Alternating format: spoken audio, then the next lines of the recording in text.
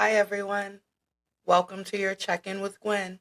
I'm your host, Gwendolyn McLemore, and I'm very, very grateful that you're here. During our time together, I will be sharing tips, thoughts, and words of encouragement as you seek to build a system that actually works for your life. So here we actually check in and we discuss how to navigate in an ever-changing world. Today, I wanted to start off by offering some clarifying statements. The first video, I was very proud of myself and I put it up and I did get some feedback. I wanted to offer this.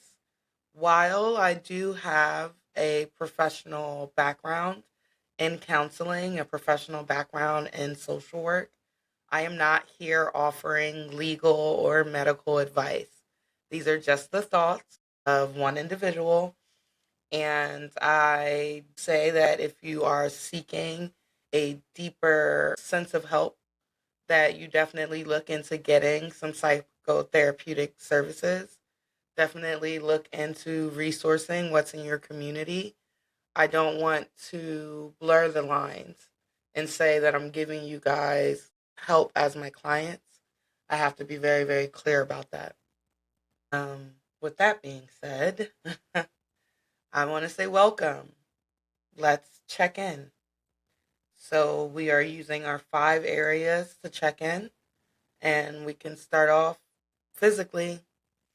I physically feel slightly dehydrated, maybe, parched. I feel strong. I made it to the gym this morning. I have a slight headache, and I think it's just staring at screens too much. I also feel well rested. I've been sleeping well the past few days, so that's awesome. Mentally, I feel clear-headed. I feel focused. I feel mentally organized. I'm adhering to my schedules right now. I'm utilizing my calendars, my tools, my people in my life. So I'm feeling very focused. I'm also feeling, well, we can move into emotionally. I'm feeling reassured. I'm feeling comforted. I'm feeling loved. I feel confident in what I'm doing today. I feel excited and slightly annoyed, actually. So we're going to get into that as well. Socially, I think I did a better job this week of reaching out to people in my life. So that's awesome. I think I tried to strike up some random conversations. I tried to pass out compliments this week. I spoke to my family, my nieces, and my sister. And so that was great. Small improvements. And spiritually, I feel confused. Spiritually, I feel perturbed would be a good word. Disturbed, right? Spiritually, I feel activated. That would be a good way to describe it. Okay. Spiritually, I feel activated. So we are going to get into it. I think the message that has been on my heart all week has been related to protesting. Protest, politics, right and wrong, morality, imposter syndrome. And so, regarding this topic of protesting, I think that I find myself in a space where me, like maybe 5 years ago, I would be looking at myself like I'm not doing enough. I'm not activated enough. And so this came to head because someone in my life, someone close to me, that is from a marginalized group, right? That is from one of the groups being targeted. They let me know that they were going to protest at the state capitol today, just against ICE, against the unfair discrimination, against the pain and suffering that their community is living right now. And I was supportive, but I felt like some of my responses were fear mongering and scare tactics. And that's not what I wanted to do at all. And if you know me as a person, then you know I'm all for a moment, right? Like, we only have moments in life, and I'm all for making huge moments. I'm all for the small moments, the intimate moments. I love a good moment. And I did not want to rain on this individual's moment. What I found was some tension regarding safety, regarding the realism of what's actually happening. And so I want to kind of talk about having that balance. And I think it goes deeper to, if you don't have anything nice to say, then don't say anything at all. I think that right now, in this day and age, when there's so much misinformation being shared within these communities on purpose, I think it's very important for people to speak up and say their truth, whether it's kind or not. However, I do think that we need to get really clear about the purpose of why we're speaking up. Is it to be heard? Is it to help a situation? I offer this because I realize that at this level of life and in this day and age where I'm standing, my protests feel a lot less demonstrative, right? As a Black woman, as a business owner, my protests have been financial. My protests have been organizational, right? Regarding my team. My protests have been social. I'm being very clear about where I'm spending my money. I'm being very clear about how much fear I'm consuming on the daily online. I'm being very clear about how I'm resourcing within my community and helping the people I can see be affected. But then the question becomes, is it enough? In 2020, I was on the front lines in Seattle, Washington. I was protesting and I was screaming. And when I look back, I feel very lucky because I had a white male counterpart willing to take the bodily injury and willing to take the crime and the pushback that we were receiving in that moment. And after that experience, I had like a change of belief, right? My mind changed. And I was just wondering, how effective is this if I am protesting police brutality and then I allow myself to go and become brutalized, Like, I allow myself to become a victim of this brutality as defending someone else. And I'm like, I just didn't think that was effective for me as a person. And I can talk about my beliefs and who I think should be on the front line. And I'm just not trying to get canceled before I even get started. But I do think that this is a Caucasian problem that was created, right, by Caucasian people not having checks and balances within their own community. And the pain and suffering of that community has become the driving force for the pain and suffering of a lot of other communities all around the world. And I feel as though, and with the advice that I gave this friend that was going to protest was, don't make yourself an easy target. Be mindful of where you are in the crowd, right? You don't have to make yourself the face of this protest. I want you to be safe. I want you to be able to get back to your family, to your children. Um, in saying that, I'm like, damn, am I being a hater? Like, am I like stopping this? But I'm like, I need to be able to hold both truths. Like, you feel more impassioned and you feel more able-bodied and you feel like it's the right thing for your life. Great. And I support you. And I support this moment. I also just want the social weight of what you're doing. I don't want you to become a victim either, right? They're looking for people who dare to fight against the system. And so I bring this up, one, because it just felt so heavy to ignore. Like, it just feels wrong to talk about how to survive in life when we're dealing with like these really big obstacles. But I also wanted to offer that there are numerous ways to protest what's happening, right?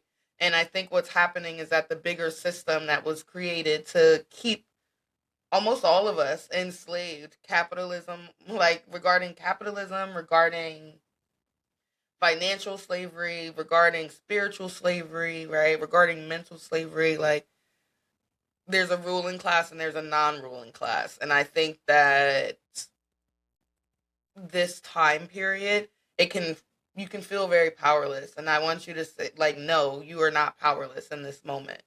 You have so much power. You have so many acts of protest that you can do. Whether that's crowd sharing your groceries and everybody putting in and buying in bulk and divvying things up, whether that's creating your own pockets of resistance, pockets of support. Are we watching each other's children so we can work? Are we checking on our neighbors who are being targeted? Are we saving our money? Are we still like endlessly buying things because that's what they want us to do? No, like none of that. None of that. No more of that. We need to protest that these systems don't work. We need to protest that no one can afford health insurance. We need to protest that our attention spans have been chopped up and sold to advertisers, right? We need to protest how we use social media. We need to protest by reading more. We need to protest by getting in nature more. We need to protest by diving back into oral history from our ancestors, right? We need to listen more. That's protesting. And so I offer that as my stance on, if you don't think that you're doing enough, you are doing enough just by existing. If you want to do more to help, look at ways that you can protest that don't make you a victim. Because as we see, like, it doesn't matter your occupation, it doesn't matter your job, it doesn't matter what political party you belong to, it doesn't matter what right that you think you're occupying. Like, right now, everyone is in danger. And so I'm saying that to say, think about what safety looks like. Safety is not just the absence of oppression. Safety is having daily practices that you can do with the people around you so you can cultivate this feeling of, I have someone I can go to. They feel like they have someone that they can come to, right? Like, we need to bring back community. That's like one of the biggest forms of protest that we have. And doing everything online, doing everything with technology is not going to be the wave either. We see what just happened with TikTok. And so, honestly, we need to remove things and start talking to one another. We need to start writing things down, right? I talked about this last week. Do not let social media convince you that everyone around you is a freedom fighter and you just don't give a fuck, because that's not real either, right? And there are so many great things and movements being born out of this moment of pain. But I do want to offer this reframe mentally. Everyone has their own personal brand of lying, right? Everyone lies. Everyone lies, whether they do it intentionally or subconsciously. You lie. And you lie because we are processing machines, and we're processing thousands and millions of streams of information every day, multiple times a day. And our memory is not as infallible and correct as we think it is. And so that's just a recipe for a lie, right? And it can be small lies or it can be grand lies, like lying about your image, lying about your desired outcomes. I'm not repeating anything new, but I do just want to validate, like, there's a lot of lying happening on social media. There's a lot of lying happening in our day-to-day relationships. And so being truthful with yourself up front is going to help you be more truthful in the world. I had to get truthful with myself regarding the advice that I was given this friend regarding the protest. I had to be truthful with myself and realize that I was afraid. And so because of that, I'm pushing this fear, right? And so it's not to say that my advice to them was incorrect, but I had to double back and realize, like, I was speaking like not complete positivity over this, and this is the reason why.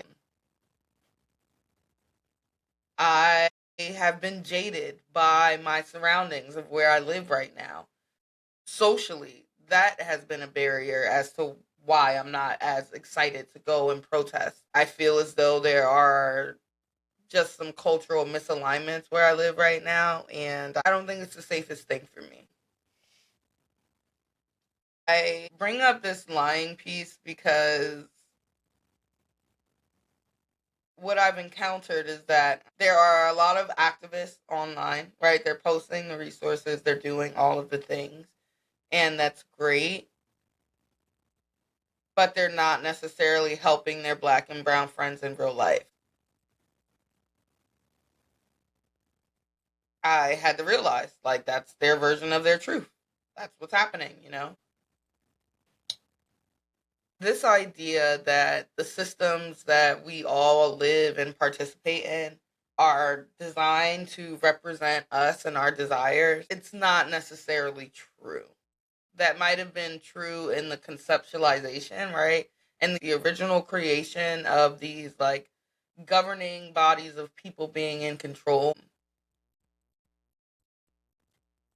In the beginning, they might, I will say, that is very far from where we are currently in history. So I want us to think of that when we are putting ourselves out there, offering up our thoughts and beliefs, offering up our gifts and our talents to be monetized. You have to realize what systems you're playing into, and you have to be honest about why you're doing it. And so with this podcast, with this conversation, I'm realizing that, am I in it for exposure? Am I in it for monetary gain? Am I in it for making the world a better place as I imagine to myself to be doing? Basically, I'm trying to make sure I'm finding out which ways I'm lying to myself and lying to the world, and then which ways am I telling the truth? And how can I make my outcomes be more aligned with what I want them to be? And so I leave off with this tip. Check in on your brand of lying, right? Check in and check yourself, and don't be cruel. Be observational, right? Just observe it. Do you say niceties 24/7 and you don't mean them? That's a form of lying. Do you say you have more capacity than what you really do? Because that's a form of lying, right? And lying leads to neglect. Lying leads to decay. And so one of the big issues that I find people dealing with is that they aren't lying to the world, they're lying to themselves. And it causes a lot of internal discomfort. Is my brand of lying lying to myself? Is my brand of lying making myself seem more competent to the world? Like, what is your brand of lying? And what do you need to change so it can align with who you want to be? If you can't protest with your body, protest with your mind, protest with your money. Okay? Protest with your spirit.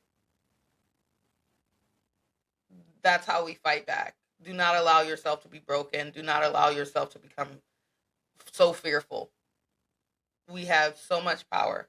It's just going to be a little while of rebalancing societally before we feel that way again. Yeah, I'm sending you love, light, and gratitude for spending some time with me. Remember to check in with yourself and to be gentle while doing so. And I'll be here to check in on you next week. Bye-bye.